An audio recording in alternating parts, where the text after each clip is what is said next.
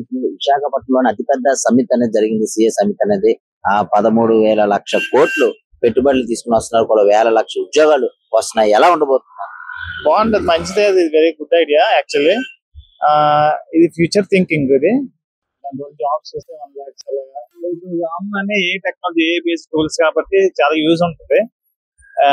చెప్పాలంటే Chandrababu Naidu future thinking ఆలోచిస్తున్నారు కాబట్టి సపోర్ట్ చేయాలి మనం కూడా. బాగుంది, చూడాలి మరి ఎంతవరకు ఇది సాగుతుందో లాగుతుందో చూడాలి. లోకేష్ గారు ఉన్నారు, ఐటీ మినిస్టర్ గారు. అతని పనితీరు ఎట్లా ఉందంటారు? ఒక మెగా డిఎస్సి తేడాలో కానీ ఐటీ డెవలప్మెంట్ లాగా ఇంత ముందు కన్నా చూస్తే ఇప్పుడు కొంచెం అప్డేట్ అయ్యారు వాళ్ళు కూడా. ఎందుకంటే పోటీ కూడా గట్టిగా ఉంది కాబట్టి వాళ్ళు కూడా ఒక రేస్ లో ఉన్నారు. వాళ్ళు కూడా చేస్తున్నారు, బాగా చేస్తున్నారు. ఇప్పుడు గత ప్రభుత్వంతో పోలిస్తే మార్పు కనబడింది అంటారు? మార్పు అయితే ఉంది. ముందుతో పోలిస్తే ఇప్పుడు కంటే కొంచెం పర్లేదు. మైనస్ లో కాకుండా ప్లస్ లో ఉన్నాం మనం. పర్లేదు, బానే ఉంది. ఇప్పుడు విశాఖపట్నం చూసినట్లయితే అతిపెద్ద డేటా సెంటర్ అనేది గూగుల్ సంస్థ రాబోతుంది. ఇది రావడం వల్ల ఎలా ఉండబోతుంది? రాబోయే రోజుల్లోని ఎటువంటి ప్రయోజనం ఉంటుంది అంటారు? ఒకటి, జాబ్స్ పెరుగుతాయి. నెక్స్ట్ కాస్ట్ ఆఫ్ లివింగ్ కూడా పెరుగుతుంది. రిమైనింగ్ కూడా మనకి జాబ్స్ ఉంటాయి. ప్లస్ రిమైనింగ్ చూసుకున్నా ఇంకా ఎక్కడైతే ఉన్న మైనర్ ఇష్యూస్ ఉన్నా అవి కూడా సాల్వ్ అవుతాయి.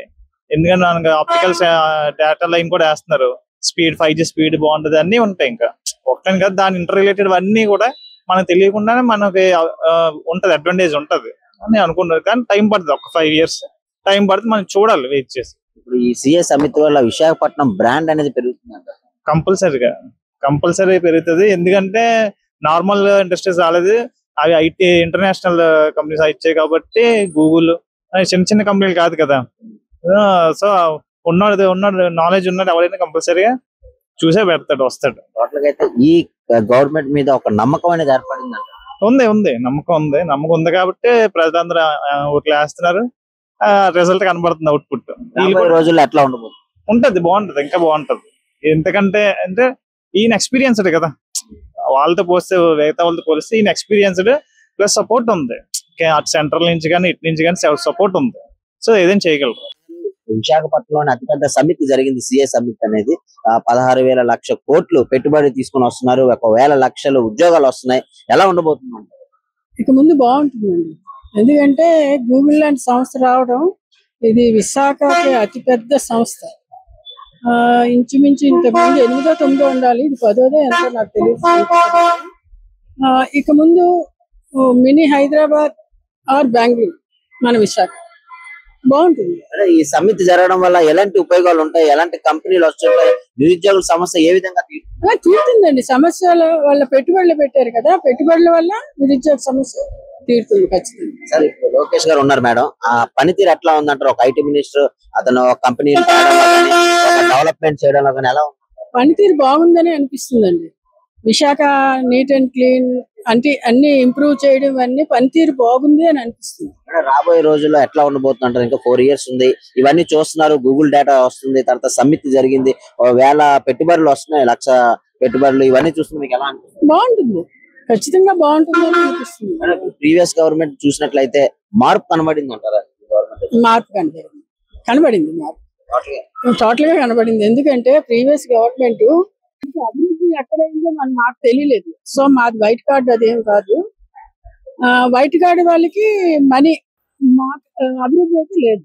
ఇప్పుడైతే అభివృద్ధి నమ్మకం అయితే ఏర్పడిందండి, ఖచ్చితంగా మనం చూసినట్లయితే సిఐ సదస్సు జరిగింది. 16,00,000 కోట్లు పెట్టుబడులతో వస్తున్నారు. అలాగే 13 లక్షలు ఉద్యోగాలు వస్తున్నాయి. ఎలా అనిపిస్తుంది సార్? నాకైతే ఇది బాగా అనిపిస్తుంది. ఎందుకంటే ఇప్పుడు నేను అన్ఎంప్లాయ్, నాకు జాబ్ దొరుకుతుంది. ఇంకా చాలా మంది అన్ఎంప్లాయ్ కదా, వాళ్ళు కూడా జాబ్ దొరుకుతుంది.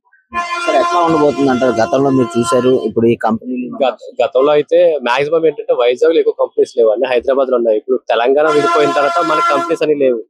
అదే వైజాగ్ లో కంపెనీ స్టార్ట్ చేసారంటే మనకి చాలా బెటర్ అవుతుంది కదా. లోకేష్ గారు పనితీరు ఎట్లా ఉందంటారు ఒక ఐటీ మినిస్టర్? ఇప్పుడు పర్లేదు, బాగానే ఉంది. గతంలో పోల్చుకుంటే ఇప్పుడు పర్లేదు, బాగానే ఉంది. విశాఖపట్నంకి అతిపెద్ద డేటా సెంటర్ కూడా రాబోతుంది గూగుల్ సంస్థ. ఇది రావడం వల్ల చుట్టుపక్కల ఏరియాలు గానీ మన ఇతర దేశాలతో పోలిస్తే మనకి ఎట్లా ఉండబోతుంది? ఇతర దేశాలతో పోల్చుకుంటే మనకి రాబోయే కాలంలో వైజాగ్ సిటీ అనేది ఇంప్రూవ్ అవుతుంది.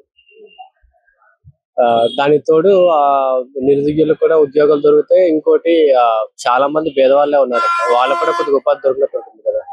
టోటల్ గా అయితే గత ప్రభుత్వంతో పోలిస్తే మార్పు కనబడింది అంటారా ఈ కంపెనీ? మార్పు అయితే కనిపించింది.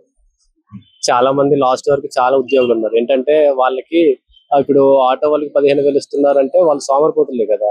బట్ ఏంటంటే ఇప్పుడు డబ్బులు ఇవ్వకుండా జాబ్ ఇస్తున్నారు. నమ్మకం అయితే ఉందంటారా? ఉంది. విశాఖపట్నంలోనే అతిపెద్ద సమిట్ అనేది జరిగింది, సిఏ సమిట్ అనేది. ఆ 16,000 లక్షల కోట్లు ఆ పెట్టుబడితో తీసుకుని వస్తున్నారు, వేల లక్షల ఉద్యోగాలు వస్తున్నాయి. ఎలా ఉపయోగపడుతుంది? పర్లేదన్న, ఇప్పుడైతే మన యూత్ మొత్తం ఇతర కంట్రీస్ కి వెళ్ళిపోతున్నారు, అక్కడ స్థిరపడిపోతున్నారు. అలాంటి కంట్రీస్ అటు వెళ్ళకుండా మన ప్రభుత్వం ఏంటంటే ఏకంగా ఇక్కడ మన జిల్లాలోనే, మన ఊర్లోనే, మన ప్రాంతంలోనే ఏకంగా స్థిరపడినట్టు పర్మనెంట్ జాబులు ఇస్తున్నారు. మొన్న ఏకంగా అయితే రీసెంట్ గా అయితే మెగా డిఎస్ ఇచ్చారు. ఆ డిఎస్ నుంచి చాలా వరకు అయితే చాలా మందికి ఈ ప్రభుత్వం అయితే న్యాయమే చేసింది. కాబట్టి ఈ ప్రభుత్వం అయితే నాకైతే చాలా నచ్చింది, పర్లేదు, నమ్మకంగా ఉంది. మరి అదే విధంగా ఇంకా రాబోయే రెండో నోటిఫికేషన్ అయితే మెగా డిఎస్ ఇస్తారని మొన్న నారా లోకేష్ గారు వాగ్దానం చేశారు. దాని ప్రకారంగా నెరవేరుస్తారని నేను నమ్ముతున్నాను. టోటల్ గా అయితే ఎలా ఉంది లోకేష్ గారి పనితీరు, ఎట్లా ఉంది గత ప్రభుత్వంతో పోలిస్తే ఎట్లా ఉంది? పర్లేదు, ఆయన చేసిన ఏదైతే సభలోన వాగ్దానాలన్నీ నెరవేరుస్తున్నారో ఒకటికోటి అంటూ ఆయన పరిధిలోనైతే నెరవేర్చుకుంటూ ముందుకు వెళ్తున్నారు. గత ప్రభుత్వంలో ఏవైనా కంపెనీలు గానీ ఉద్యోగాల అవసరం ఏమైనా వచ్చాయండి? రాలేదన్న, ఇస్తానన్నారు కాబట్టి ఓన్లీ సచివాలయంలోనే ఇచ్చారు. వాలంటరీ గానీ, డిజిటల్ అసిస్టెంట్ గానీ అవి కూడా తన కట్ ఆఫ్ మార్కులతోనే ఇచ్చారు. ఇదేమంటే మరి ఏకంగా మన సత్తా ఏంటి, మన టాలెంట్ ఏంటి అనేది మన ప్రూవ్ చేయడానికి ఒక ప్రతిదీనికి చూసినట్లయితే సిఏ సమిట్ తోని విశాఖపట్నం బ్రాండ్ అనేది ఏర్పడుతుంది. అవునన్న, ఏర్పడుతుంది. విశాఖపట్నానికి అతిపెద్ద డేటా సెంటర్ అనేది కూడా గూగుల్ సంస్థ తీసుకొని రాబోతున్నారు. ఇలాంటి సంస్థ రావడం వల్ల ఎట్లా ఉండబోతుంది?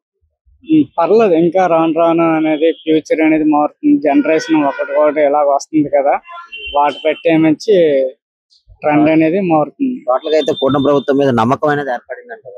ఏర్పడింది. ఇప్పుడు విశాఖపట్నంలోని అతిపెద్ద సమితి జరిగింది, సిఏ సమిట్. 16 లక్షల కోట్లు పెట్టుబడులతో వస్తున్నారు, వాళ్ళకి వేల లక్షల ఉద్యోగాలు వస్తున్నాయి. ఎలా ఉండబోతుంది అంటారు?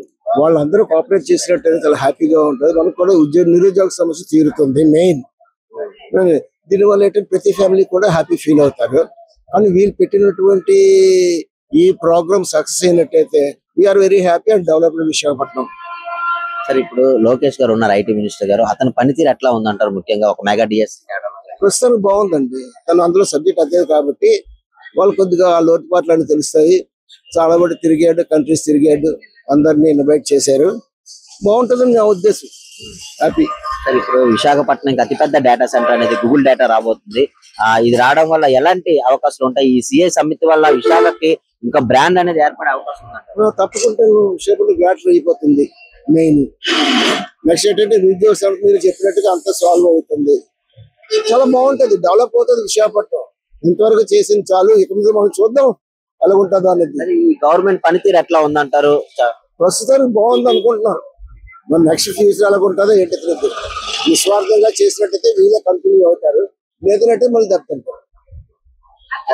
ఆ నమ్మకం అనేది ఏర్పడింది అంటారా? కొద్దిగా 40-50% బాగుంది ప్రస్తుతానికి. దీన్ని డెవలప్ చేస్తే వాళ్ళు అనుకున్న ఎయిమ్స్ అన్ని ఫుల్ఫిల్ చేసినట్టయితే.